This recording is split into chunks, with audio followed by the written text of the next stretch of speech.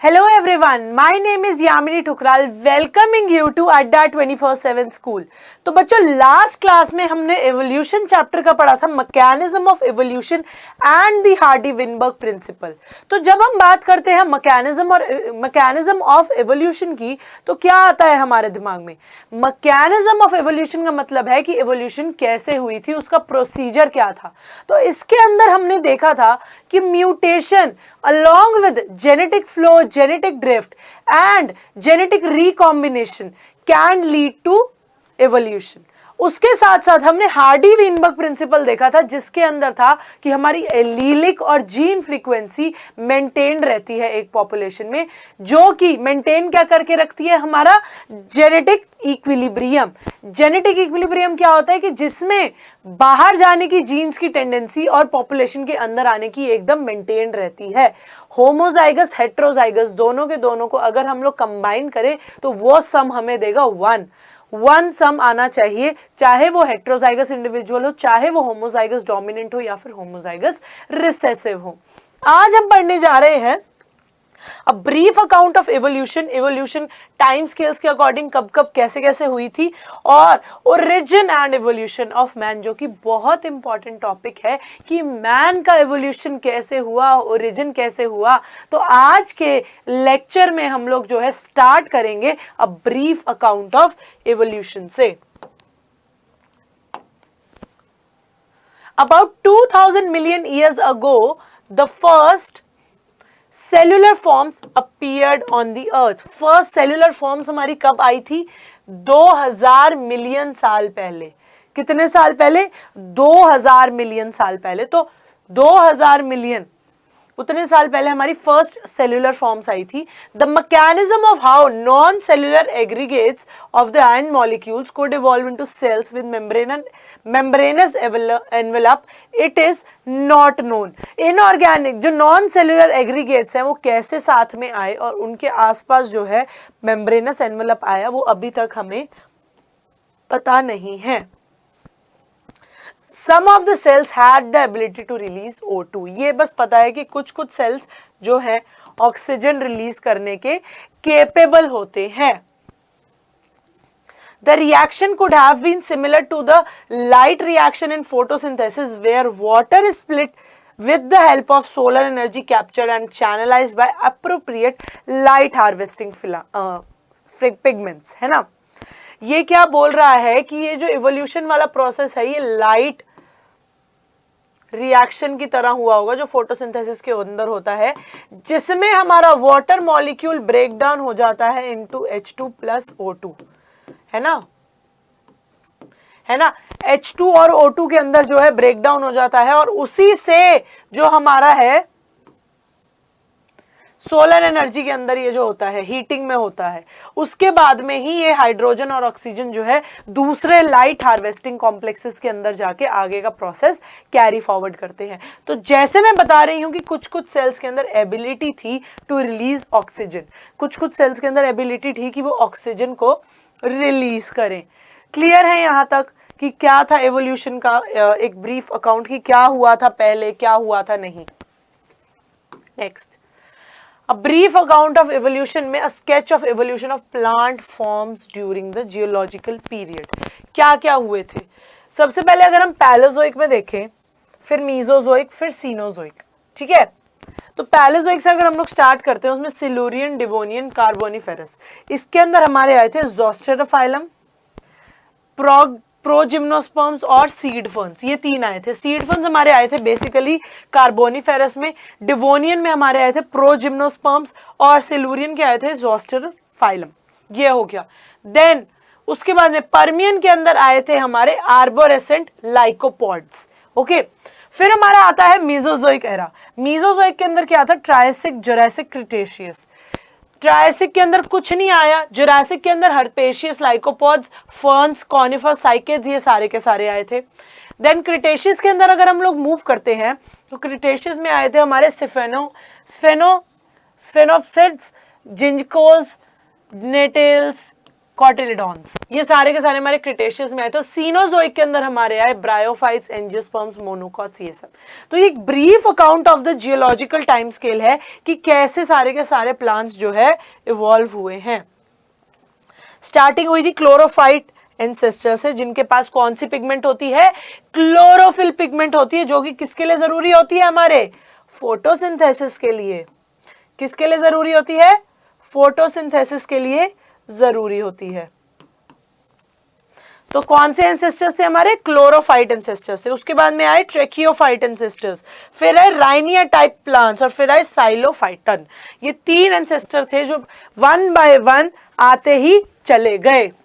Next, अब हम evolutionary history of vertebrates देखेंगे। Evolutionary history of vertebrates, Carboniferous में आए थे अर्ली लेप्टाइल्स, जो कि अब एक्सटिंक्ट हो चुके हैं। देन हमारे क्या आए थे? साइनाप्सिड्स आए थे, सौरोप्सिड्स आए थे, पेलिकोसॉरस। देन उसके बाद में क्या आया था? ट्रायासिक में हमारे आए थैराप्सिड्स, जोरासिक में आए हमारे डायनासोर्स, जो कि अब एक्सटिंक्ट हो गए हैं। Jurassic, Cretaceous, Tertiary, Quaternary, turtles, lizard, snakes, tortoises, crocodiles, birds, mammals, ये हमारे क्वाटरनी के बाद आए हैं। तो ये एक ब्रीफ अकाउंट है, ये एक ब्रीफ अकाउंट है for the history of vertebrates. अभी हम लोग इसके बारे में डिटेल में पढ़ेंगे। Slowly single cell organism became multicellular life forms. ये मैंने बताया था कि सिंगल सेल ऑर्गेनिज्म से ही हमारा मल्टी सेलुलर ऑर्गेनिज्म बना है, हमारा मल्टी सेलुलर ऑर्गेनिज्म बना है। By the time of 500 million years ago, invertebrates were formed and active. Invertebrates हमारे कब आए? Invertebrates हमारे आए 500 million years ago. Okay. Jawless fish probably evolved around 350 million year ago.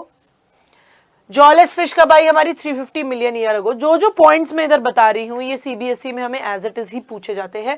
First है हमारा 500 मिलियन ईयर्स अगो पहले क्या आए थे? हमारे invertebrates.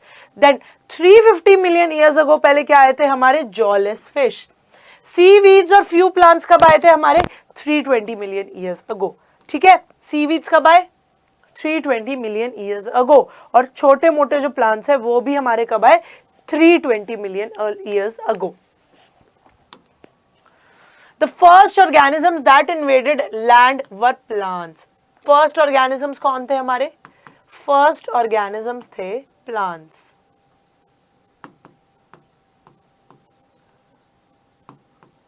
They were widespread on land when animals invaded the land. जब animals आए उससे पहले ही प्लांट्स ने जो है पूरा का पूरा लैंड एक्वायर किया हुआ था, पूरा का पूरा लैंड एक्वायर किया हुआ था जब एनिमल्स आए और उन्होंने इन्वेड किया। Fish with stout and strong fins could move on land and go back to water. This was about 350 million years ago. 350 million years पहले क्या हुआ कि जो फिशेस थी वो स्ट्रॉन्ग थी और वो स्टाउट थी और वो पानी के बाहर अंदर बाहर जा सकती थी। तो वो क्या करती थी कि वो लैंड पे भी मूव करती थी और वो पानी में भी जाती थी। तो एक तरीके से तब एम्फीबियन हो गई, वो क्या हो गई? एम्फीबियन हो गई, है ना। In 1938, a fish caught in South Africa happened to be a coelacanth, which was thought to be extinct. 1938 में एक extinct coelacanth मिला जो कि क्या था? वो fish के फॉर्म में मिला था। किसके, कौन सी कंट्री में? साउथ अफ्रीका में मिला था। किस में मिला था? हमारा साउथ अफ्रीका में मिला था 1938 में, जो कि हम सोच रहे थे कि एक्सटिंक्ट हो चुका है, पर वो एक्सटिंक्ट हुआ नहीं था, वो हमें साउथ अफ्रीका में मिल गया। The animals called lobe fins, they evolved into the first amphibians. तो पहले amphibians कौन थे हमारे? lobe fins. First amphibians.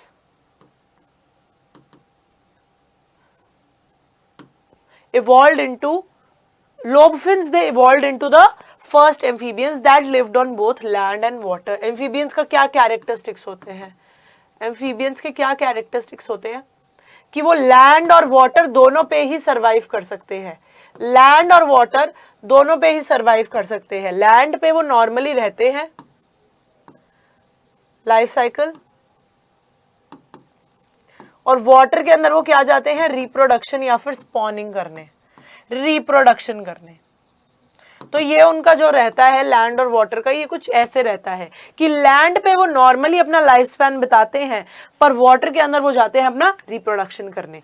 However these were ancestors of the modern day frogs and salamanders. ये जो लोब फिन्स हैं ये एंसेस्टर्स है हमारे मॉडर्न डे फ्रॉग्स और सैलमेंडर्स के. Next, the amphibians evolved into reptiles. Amphibians के बाद क्या आया? Reptiles. They lay thick-shelled eggs which do not dry up in the sun unlike those of amphibians. Amphibians जो अंडे देते हैं, amphibians जो अंडे देते हैं हमारे यहाँ पे लैंड पे, वो अंडे जो है धूप के अंदर है ड्राई हो जाते हैं.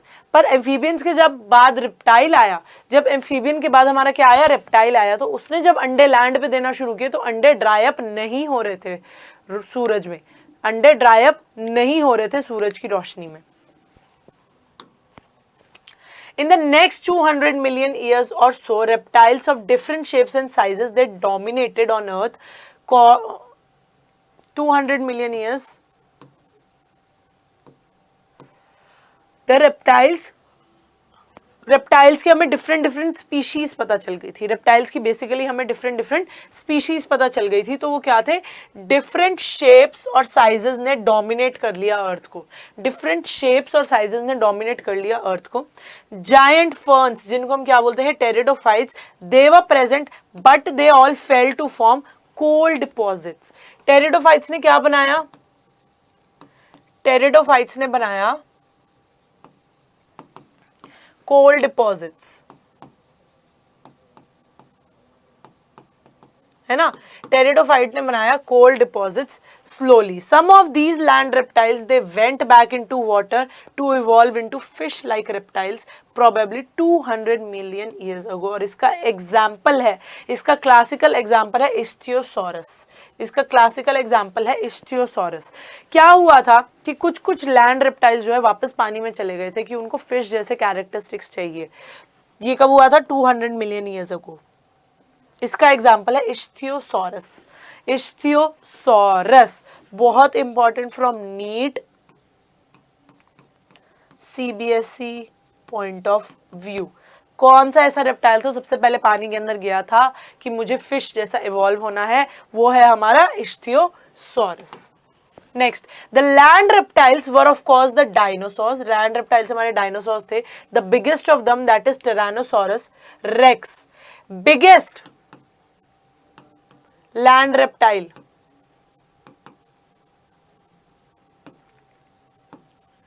बिगेस्ट लैंड रेप्टाइल कौन सा है हमारा? Tyrannosaurus rex. क्या है हमारा biggest land reptile? Tyrannosaurus rex. Was about 20 feet in high. हम लोग तो 5-5 फुट में ही इतने लगते हैं, वो 20 feet in high. 20 feet in height मतलब हम लोगों के 4 गुना. कितने बड़े होंगे सोचो. And had huge fearsome dagger like teeth. About 65 million years ago, the dinosaurs they suddenly disappeared from the earth. 65 million years ago जो है dinosaurs completely vanish हो गए earth से, completely ही vanish हो गए earth से. सबसे बड़ा हमारा लैंड रेप्टाइल कौन सा था? सबसे बड़ा लैंड रेप्टाइल था, सबसे बड़ा लैंड रेप्टाइल था टिरानोसॉरस रेक्स. और लैंड रेप्टाइल्स व डायनासोर्स कितनी फीट हाइट थी? टिरानोसॉरस की 20 फीट हाइट थी. और 65 मिलियन ईयर्स पहले जो है dinosaurs they suddenly disappeared from the earth. वो एकदम से गायब हो गए थे. The first mammals were like shrews. First mammals कैसे डिस्प्ले होते थे?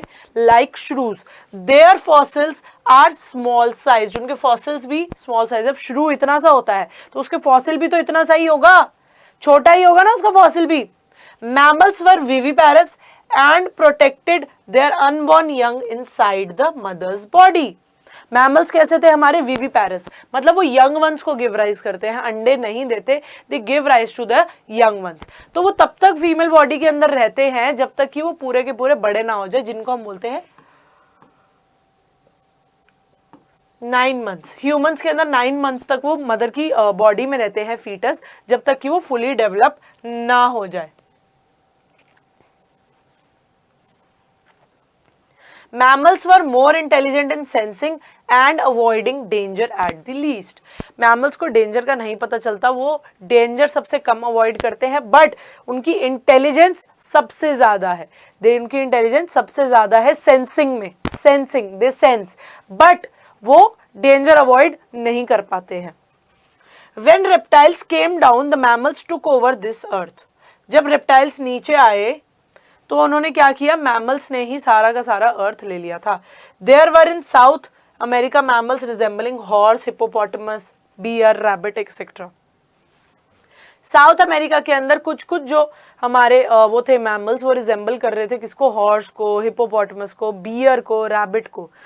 तो हमें क्या पता चलता है कि सबसे पहले मैमल्स हमारे किससे आए थे, वो श्रू लाइक थे। उनके जो फॉसिल्स है इवन वो भी बहुत छोटे साइज के हैं और विविपैरस होते हैं। They protect their young ones और they are most intelligent at sensing but they are least at avoiding danger.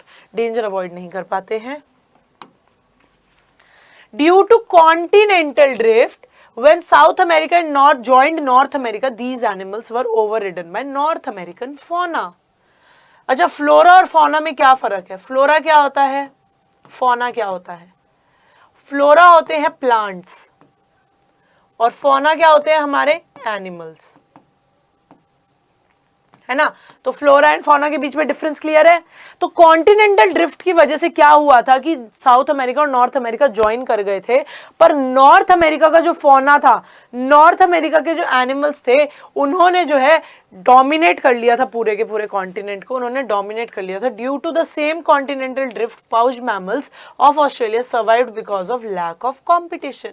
Australia में जो पाउच्ड मैमल्स हैं क्या होते हैं, एग्जाम्पल क्या होता है उसका, कैंगरू। तो ऑस्ट्रेलिया में जो पाउच्ड मैमल्स हैं वो बच गए, क्यों? क्योंकि उनके अंदर कोई भी कंपटीशन नहीं आया वहां पे, क्योंकि ऑस्ट्रेलिया आपको पता ही है पानी के आसपास, पानी होता है उसके आसपास बस। तो इसलिए ऑस्ट्रेलिया जो था वो कंपटीशन से बच गया था। ऑस्ट्रेलिया क्या था, वो कंपटीशन से बच गया था क्योंकि वहां पे कोई भी कंपीट करने गया ही नहीं, कोई भी कंपीट नहीं करने गया। पर नॉर्थ अमेरिका और साउथ अमेरिका के अंदर जब कॉम्पिटिशन हुआ तो नॉर्थ अमेरिका के फौना ने पूरा का पूरा कब्जा कर लिया था। Lest we forget, some mammals live wholly in water, whales, dolphins, seals and sea cows are some example. जो मैमल्स होते हैं कुछ कुछ वो सिर्फ और सिर्फ पानी में रहते हैं, जैसे कि हमारी वेल्स हो गई, डॉल्फिन हो गई, सील्स हो गई, सी काउज हो गई। तो ये एग्जाम्पल्स भी बहुत इंपॉर्टेंट हैं। Origin and evolution of man. Evolution of man कुछ ऐसे हुआ था, apes, Homo habilis, Homo erectus, Neanderthals, Homo sapiens and then Homo sapiens sapiens. ऐसा ही जो है मैमल्स, मैन का इवोल्यूशन हुआ था। एक बार इसका स्क्रीनशॉट ले लो, एक बार इसका स्क्रीनशॉट ले लो ताकि तुम सबको याद रहे कि क्या था, कि क्या था, कैसे इवोल्यूशन हुआ था। ठीक है, तो आगे चलते हैं, आगे चलते हैं। एप से लेके होमो सेपियंस सेपियंस तक का सफर देखते हैं। About 15 million years ago, primates called as Dryopithecus. Primates को क्या बोल रहे थे, ड्रायोपिथिकस और रामापिथिकस, ये लोग जो थे ये थे। प्राइमेट्स कौन कौन से थे 15 मिलियन ईयर्स पहले, Dryopithecus and Ramapithecus. They were hairy and they walked like gorilla. Dryopithecus और रामापिथिकस की ना यहाँ पे कैरेक्टरिस्टिक्स नोट डाउन करते हैं point wise.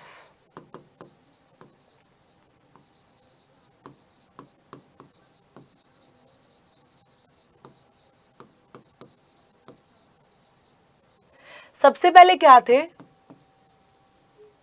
Hairy, walked like gorillas.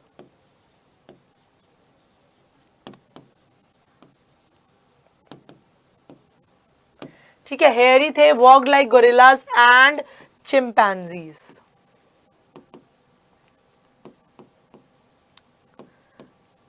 सबसे पहले प्राइमेट्स है ड्रायोपिथिकस, रामापिथिकस, जो कि बहुत ही ज्यादा हेयरी थे और कैसे वॉक करते थे, गोरिल्ला और चिंपैंजी की तरह। Next, Ramapithecus was more man like, more man like. Ramapithecus ज्यादा मैन लाइक था देन ड्रायोपिथिकस। ड्रायोपिथिकस जो था एप लाइक था, रामापिथिकस मैन लाइक था। Okay, next, few fossils of man like bones have been discovered in Ethiopia. Ethiopia के अंदर क्या मिले हैं? मैन लाइक बोन्स जो है फॉसिल्स मिले हैं तंजानिया और इथोपिया में। These revealed hominid features leading to the belief that about 3 to 4 million years man-like primates walked in Eastern Africa. तो इन्हीं फॉसिल्स की वजह से क्या पता लगाया गया है कि 3 से 4 मिलियन ईयर्स पहले, 3 से 4 मिलियन ईयर्स पहले साउथ अफ्रीका के अंदर मैन लाइक प्राइमेट्स जो है वॉक कर रहे थे। ईस्टर्न अफ्रीका के अंदर मैन लाइक प्राइमेट्स जो है वॉक कर रहे थे। किसके अंदर पाए गए हैं ये फॉसिल्स? हमारे Ethiopia and Tanzania and Ethiopia. They were probably not taller than 4 feet but walked upright. वो 4 फीट से ज्यादा लंबे नहीं थे, पर जो उनका पोस्चर था वो अपराइट ही था। चलने का पोस्चर क्या था? अपराइट ही था।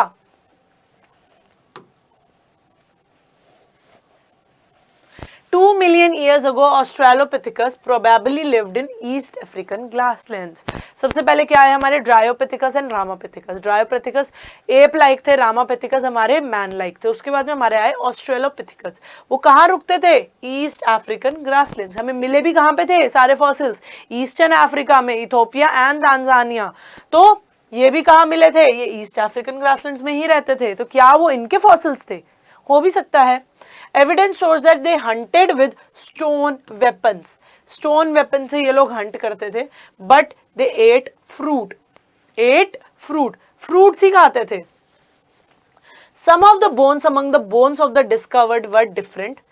These creature was called the first human-like being. The bones discovered word different, जो बोन्स डिस्कवर हुई थी वो डिफरेंट थी, और इस क्रीचर को हम लोग क्या बोलते थे? First human like being, the hominid, and was called the brain capacity were between 650 to 800 cc। Cranial capacity 650 to 800 cc का मतलब क्या होता है हमारा? Cranial capacity.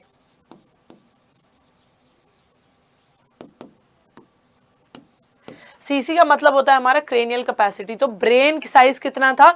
650 to 800 cranial capacity. और ह्यूमन लाइक कौन थे हमारे? ऑस्ट्रेलोपिथिकस। वो स्टोन से जो है हंट करते थे और फ्रूट खाते थे। ये जो है इनकी क्रेनियल स्कल्स का कंपैरिजन दिया है। ये मैन का है, और ये कहाँ से शुरू है? The skull of the baby chimpanzee, और ये अडल्ट चिंपैंजी। अडल्ट के मुकाबले बेबी चिंपैंजी और मैन का कितना सिमिलर है? बेबी चिंपैंजी और मैन का कितना ज्यादा सिमिलर है? तो ये ही जो है यहाँ पे सिमिलैरिटी दिखा रही है। सिमिलैरिटी क्या है? जो बेबी चिंपैंजी है उसका जो स्कल है वो बिल्कुल हूबहू हमारा मैन की तरह मिलता है। अडल्ट ह्यूमन स्कल, ये अडल्ट ह्यूमन स्कल है, ये बेबी चिंपैंजी है, ये चिंपैंजी अडल्ट चिंपैंजी है। क्लियर? नेक्स्ट पे मूव करते हैं। Fossils discovered in Java in 1891 they revealed the next stage homo erectus. क्या आया हमारा उसके बाद? होमो इरेक्टस। ऑस्ट्रेलोपिथिकस के बाद आया हमारा homo erectus about 1.5 million years ago. Homo erectus का क्या था? बहुत बड़ा ब्रेन था, जिसकी कितनी कैपेसिटी थी? 900 सीसी। कितनी कैपेसिटी थी? 900 CC. Homo erectus probably ate meat. इससे पहले ऑस्ट्रेलोपिथिकस क्या कर रहा था? वो सिर्फ की सिर्फ फ्रूट्स खा रहा था। ये जो थे ये मीट खाना स्टार्ट कर चुके थे। The Neanderthal man was with a brain size of 1400 CC.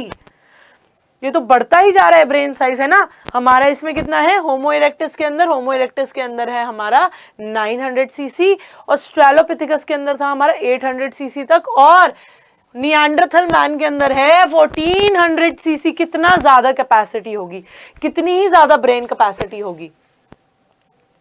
Lived near the east and the central Asia. तो अफ्रीका के अंदर हमें जिसके फॉसिल मिले थे वो मोस्ट प्रोबेबली हमारा ऑस्ट्रेलोपिथिकस ही होगा, क्योंकि वो ही ईस्ट अफ्रीका के ग्रासलैंड में रहता था। ये तो ईस्ट एंड सेंट्रल एशिया में मिलते थे between 1,40,000 to 1 lakh years back. They used hides to protect their body and buried their dead.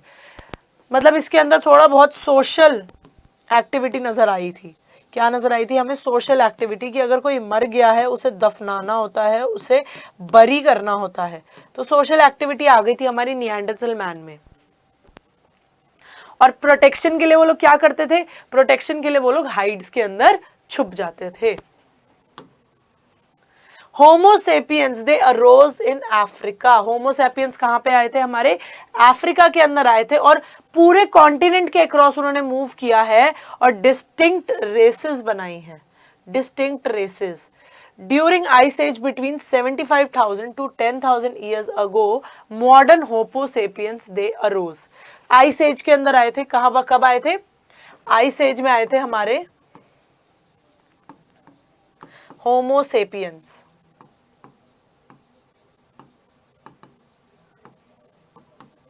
ठीक है, कितने साल पहले? 10,000 to 70,000 ईयर्स अगो। ठीक है। Pre historic cave art developed about 18,000 years ago. Cave art हमारी कब हुई थी? 18,000 ईयर्स अगो, 18,000 साल पहले हमारी प्री हिस्टोरिक केव आर्ट हुई थी। One such cave painting by prehistoric human can be seen at Bhimbetka rock shelter in Raisen district of Madhya Pradesh. कहां पे देख सकते हैं हम लोग ये cave art? Bhimbetka rock shelter in Raisen district of Madhya Pradesh, MP के अंदर जो है केव आर्ट है। एमपी के अंदर हमारी केव आर्ट है। Agriculture came around 10,000 years back and human settlement started.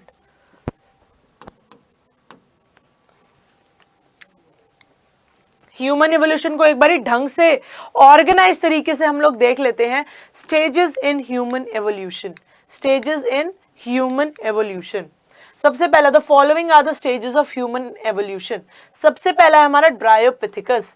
They are the ancestors of both man and apes. Common ancestor कौन है हमारा? कॉमन एंसेस्टर है हमारा Dryopithecus. They lived in China, Africa, Europe and India. कहां कहां रुके हैं ये? China, Africa, Europe and India. The genus Dryopithecus it refers to the oak wood apes. इसका मतलब क्या होता है? Oak wood apes. When the Dryopithecus was alive, the tropical lowlands which it inhabited were densely forested. Lowlands में जहां पे ये रहता था वो बहुत ही ज्यादा densely forested थे. So the members could have predominantly been herbivores. Herbivores का मतलब only fruits plus vegetables. No non veg, no non veg. तो हर्बीवोर्स जो थे हमारे घास फूस खाते हैं ना, तो वही जो थे हमारे जो ड्रायोपिथिकस थे, ड्रायोपिथिकस एंसेस्टर्स हैं बोथ मैन एंड एप के। कहाँ मिलते थे वो हमें? अफ्रीका, यूरोप, इंडिया, चाइना, यहाँ पे। इसका मतलब क्या होता है हमारा? Oak wood apes, oak wood apes.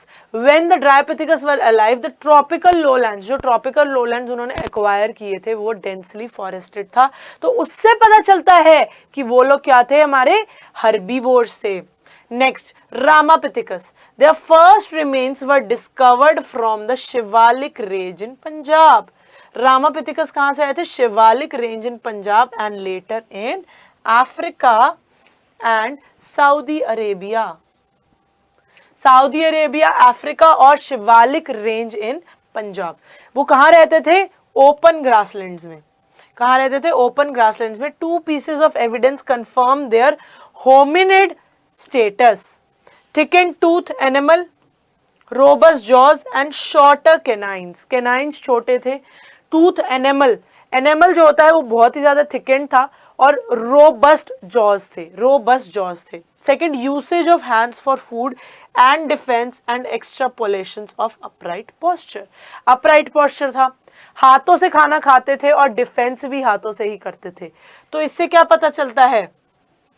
Hominid status था, होमिनिड स्टेटस था। तो इससे यही पता चलता है। कहां पे मिले थे ये? Shivalik range of Punjab, Africa and Saudi Arabia, और ओपन ग्रासलैंड्स के अंदर रहते थे।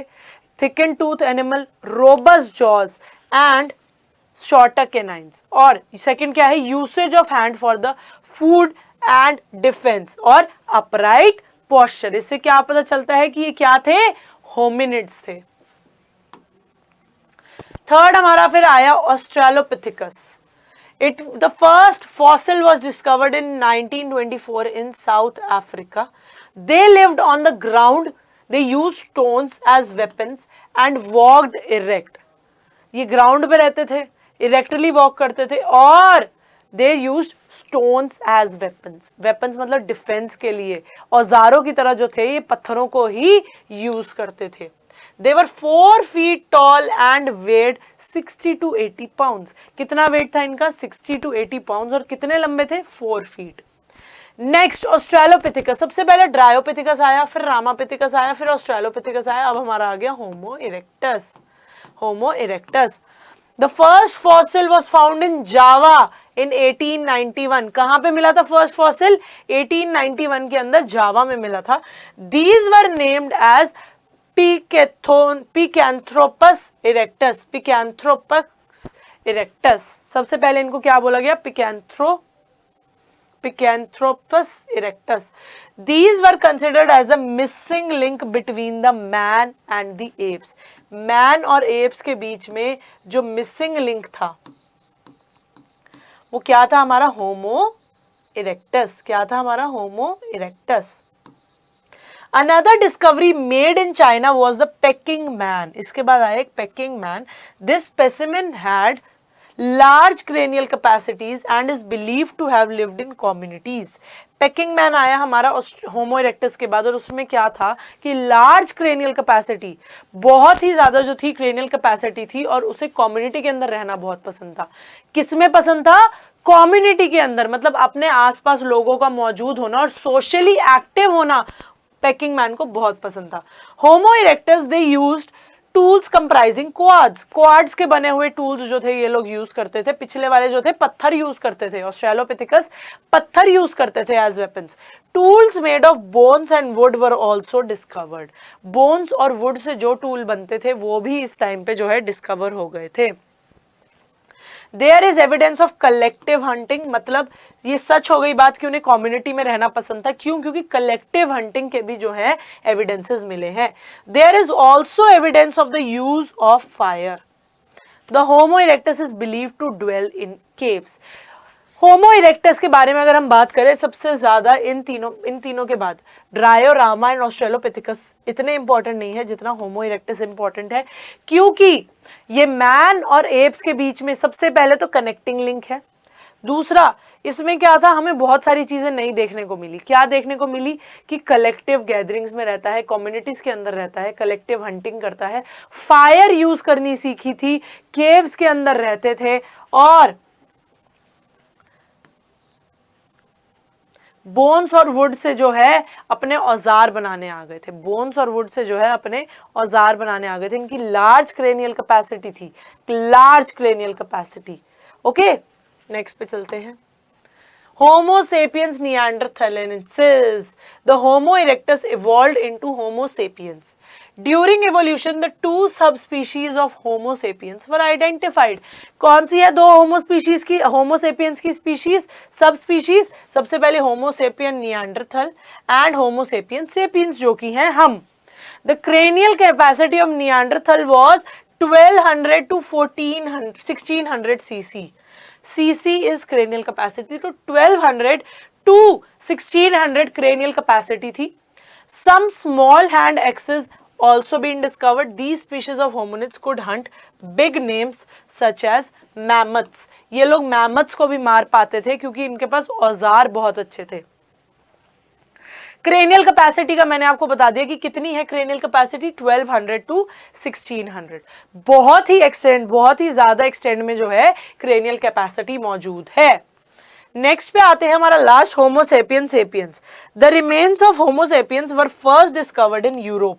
कहाँ मिले थे होमो सेपियंस सेपियंस? यूरोप में मिले थे. And were named Cro-Magnon. क्या बुलाते थे हम इनको? Cro-Magnon. In these the choice jaws they are quite reduced. Jaws जो है रिड्यूस होते हैं. The modern man's chin appeared and the skull was rounded. Skull rounded था, चिन आ गई थी और जॉज जो थे रिड्यूस थे. जॉज जो थे रिड्यूस थे. The cranial capacity was around 1350 cc. They gathered food through hunting. Art first appeared during this time. तो होमो सेपियंस सेपियंस के अंदर काफी ज्यादा ड्रास्टिक चेंज आ गया था, और वो कहाँ पे मिले थे? यूरोप के अंदर मिले थे।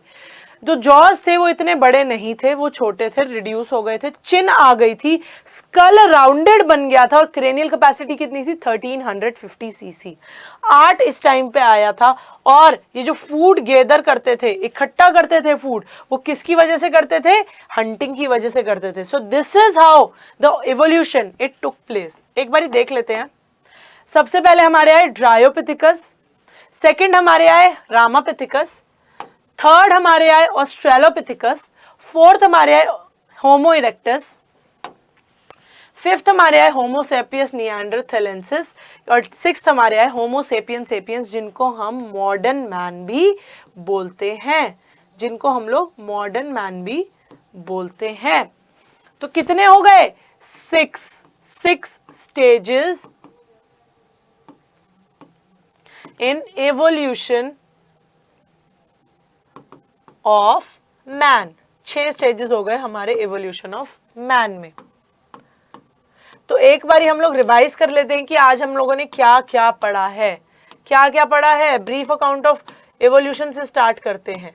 ब्रीफ अकाउंट ऑफ एवोल्यूशन सबसे पहला जो था हमने स्टार्ट किया है ना। सबसे पहला स्टार्ट करने पे हमें पता चला कि 2000 मिलियन साल पहले हमारे फर्स्ट सेल्यूलर फॉर्म्स आए थे, बट ये नहीं पता कि नॉन सेल्यूलर एग्रीवेट्स जो होते हैं, नॉन सेल्यूलर एग्रीवेट्स जो होते हैं वो कैसे मैक्रोमोलिक्यूल्स के अंदर उन्होंने ऑर्गेनाइज किया, कैसे वो लोग जो है बाहर से मेम्ब्रेन से कवर हुए हैं।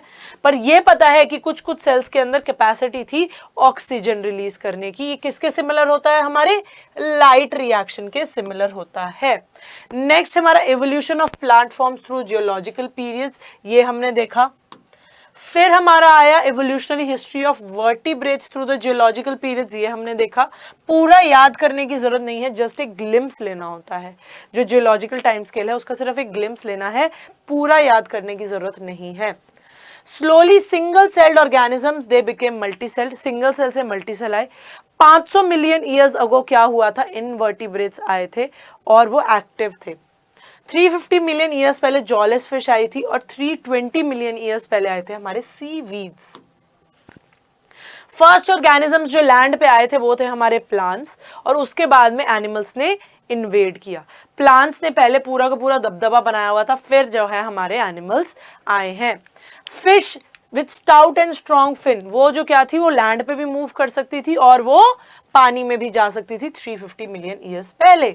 इन 1938 हमें एक सीलाकेंथ मिल गया, जो कि पहले हम मान रहे थे कि एक्सटिंक्ट हो चुका है। कहां पे मिला? साउथ अफ्रीका के अंदर मिला। लोब फिन्स ने क्या किया? उनसे ही हमारे एम्फीबियंस इवॉल्व हुए हैं। उसके बाद में ancestors of modern day frogs and salamanders भी हमारे लोब फिन्स ही हैं। Amphibians evolved into reptiles, reptiles जो एग ले करते हैं वो सन के अंदर ड्राई नहीं होते, पर एम्फीबियंस जो करते हैं वो सन के अंदर ड्राई हो जाते हैं। नेक्स्ट 200 मिलियन ईयर्स में रेप्टाइल्स के डिफरेंट डिफरेंट शेप्स, साइजेस और उनकी डिफरेंट डिफरेंट स्पीशीज देखने को मिली। उनकी मेन हमें डिफरेंट डिफरेंट स्पीशीज देखने को मिली। जायंट फर्न्स जो कि टेरिडोफाइट्स थे वो प्रेजेंट थे, और वो क्या कर रहे थे? इकट्ठे भर करके कोल्ड डिपॉजिट्स बना रहे थे। These land reptiles they went back into the water and evolve into fish like reptiles. कुछ कुछ रेप्टाइल्स जो है वापस पानी में चले गए कि हमें फिश बनना है, हमें फिश बनना है। उसका एग्जाम्पल क्या है? Classical example ichthyosaurus.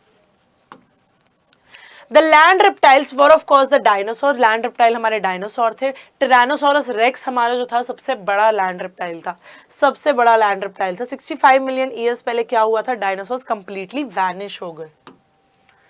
The first mammals हमारे कौन से थे? श्रूज थे और स्मॉल साइज के थे जो उनका फॉसिल मिला। विविपैरस होते हैं मैमल्स, और वो क्या करते हैं? अपने न्यू बॉर्न को जो है प्रोटेक्ट करके रखते हैं, जिससे कि डेंजर ना हो उनको, एट बिल्कुल लीस्ट डेंजर होना चाहिए। Then due to continental drift, जब कॉन्टिनेंट बन रहे थे और टूट रहे थे, नॉर्थ अमेरिका और साउथ अमेरिका जब साथ में जुड़े तो नॉर्थ अमेरिका का जो फौना था उसने डोमिनेट कर लिया। ऑस्ट्रेलिया इसके अंदर बहुत लकी रहा कि ऑस्ट्रेलिया के अंदर जो मैमल्स थे, जो पाउच वाले मैमल्स थे, उनके साथ कोई कॉम्पिटिशन नहीं था, तो वो सर्वाइव कर गए। अब कई कई मैमल्स जो हैं सिर्फ पानी में रहते हैं, कई कई मैमल्स हमारे सिर्फ पानी में रहते हैं, जैसे कि whales, dolphin, seals and sea cows. ये हमारा था origin and evolution of man. ये हमारा है origin and evolution of man. सबसे पहले एप, फिर Homo habilis, Homo erectus, Neanderthals, Homo sapiens and Homo sapiens sapiens. 15 million years पहले क्या आया था? हमारा ड्रायोपिथिकस एंड रामापिथिकस आया था, और हेयरी और walk like gorillas and chimpanzees.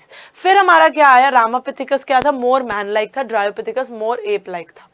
फिर हमारा क्या आया? फिर हमारा आया ऑस्ट्रेलोपिथिकस। ऑस्ट्रेलोपिथिकस हमें कहाँ मिला था? ईस्ट अफ्रीकन ग्रासलैंड्स के अंदर। कहाँ मिला था? ईस्ट अफ्रीकन ग्रासलैंड्स के अंदर। एविडेंस बताता है कि वो हंट करते थे विद स्टोन वेपन्स, पर वो क्या खाते थे? वो फ्रूट खाते थे। Some of them the bones among the bones discovered were different. This creature was called the first human-like being. Human-like being क्या था हमारा फर्स्ट? ऑस्ट्रेलोपिथिकस। ये जो origin of evolution of man हम लोग पढ़ते हैं, जो ये स्कल है, बेबी चिंपैंजी का स्कल जो है हमारे अडल्ट की तरह बिल्कुल लगता है, सेम सिमिलैरिटी है, ये अडल्ट चिंपैंजी का है। होमो इरेक्टस की 1.5 मिलियन ईयर्स पहले हुए थे, उनके अंदर क्या था? लार्ज ब्रेन था और अराउंड 900 सीसी क्रेनियल कैपेसिटी। फिर हमारे आए होमो इरेक्टस। होमो इरेक्टस के बाद हमारे क्या है? निएंडरथल मैन, जिनकी ब्रेन की क्रेनियल कैपेसिटी थी 1400 सीसी। कितनी थी? 1400 cc. Homo sapiens they arose in Africa और मूव करा उन्होंने डिफरेंट कॉन्टिनेंट्स में, चाइना, जापान, है ना। तो और उसके बाद में आइस एज जब हुई थी 10,000 to 75,000 years ago Homo sapiens आ गए थे। Prehistoric age it was developed during the prehistoric cave art. वो कब आई थी? हमारी 18,000 साल पहले। और Bhimbetka rock shelter in Raisen district of MP के अंदर वो अभी तक है। एग्रीकल्चर हमारा कब आया था? 10,000 साल पहले। सबसे पहले ड्रायोपिथिकस, देन उसके बाद में हमारा क्या आया? रामापिथिकस, देन उसके बाद में आया हमारा ऑस्ट्रेलोपिथिकस, देन हमारा क्या आया? होमो इरेक्टस, देन हमारा होमो सेपियंस निएंडरथलेंसिस, और सिक्स्थ हमारा आया होमो सेपियंस सेपियंस। ओके, तो बच्चों मैं आशा करती हूं आपको मेरी वीडियो जो है पसंद आई होगी। अगर पसंद आई है तो लाइक करना, शेयर करना अपने दोस्तों के साथ, और सब्सक्राइब करना हमारा YouTube channel Adda 24/7 school. Thank you for watching the video. Bye bye.